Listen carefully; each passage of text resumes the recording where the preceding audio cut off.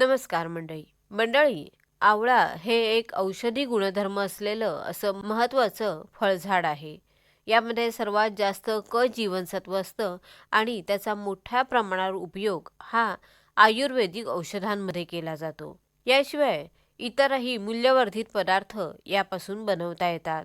मंडळी, आवळा हे काटक फळझाड असून वरकस किंवा क्षारपड जमिनीमध्ये सुद्धा ते चांगलं येतं. आवळ्याच्या पिकाला कोरडं समशीतोष्ण कटिबंधातलं हवामान हे खूप चांगल्या प्रकारे मानवतं. परंतु आपल्या कोकणातलं दमट आणि उष्ण हवामान सुद्धा त्याला मानवतं. आवळ्याची लागवड समुद्र सपाटीनुसार 1300 मीटर उंचीपर्यंत करता येऊ शकते. आवळ्याचं झाड हे 10 अंश ते 46 अंश सेल्सिअस पर्यंतचं तापमान सहन करू शकतं.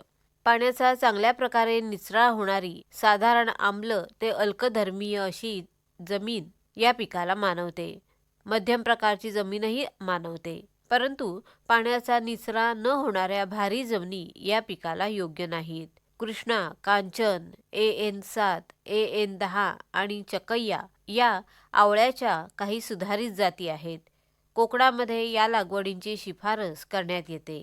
या पिकामध्ये परपरागीकरण होत असल्यानं अधिक फलधारणेसाठी 2 ते 3 जाती एकत्रित लावणं जरुरीचं असतं. आवळ्याची लागवड कलम लावून करावी. कलम करण्यासाठी डोळा किंवा मृदकाष्ठ कलम पद्धती वापरतात. लागवडीसाठी वापरलेली आवळ्याची जात, कलम आणि जमिनीचा मगदूर विचारात घेऊन 2 रांगा आणि 2 झाडातलं अंतर 7 ते 10 मीटर ठेवावं. लागवडीसाठी एप्रिल-मे महिन्यात 1 metre by 1 metre by 1 metre आकाराचे खड्डे खोदावेत. असे खड्डे 20 ते 30 किलो चांगलं कुजलेलं शेणखत अधिक 1.5 किलो सिंगल सुपर फॉस्फेट आणि 100 ग्रॅम फॉलिडॉल भुकटी आणि चांगली माती याच्या मिश्रणानं भरून घ्यावेत. अशा प्रकारे भरलेल्या खड्ड्यांमध्ये पावसाच्या सुरुवातीलाच जातिवंत कलमांची लागवड करावी. मंडळी, आवळ्याच्या झाडाला वळण देणं आवश्यक असतं. यासाठी प्रथम जमिनीपासून साधारणतः 1 मीटर उंचीपर्यंत एक मुख्य खोड सरळ वाढवावं आणि नंतर त्यावर पुढे 4 दिशांना 4 जोमदार फांद्या वाढू द्याव्यात. अशा प्रकारे आकार देण्यासाठी अतिरिक्त आलेल्या फांद्यांची छाटणी करावी. पूर्ण वाढलेल्या आवळ्याच्या झाडापासून जास्त उत्पादन मिळवण्यासाठी 10 किलो शेणखत आणि नत्र स्फुरद पालाश प्रत्येकी 250 ग्रॅम हे प्रति झाड प्रतिवर्षी जून महिन्यात द्यावं. आवळ्याची लागवड ही मुख्यत्वे कोरडवाहू पीक म्हणून केली जाते.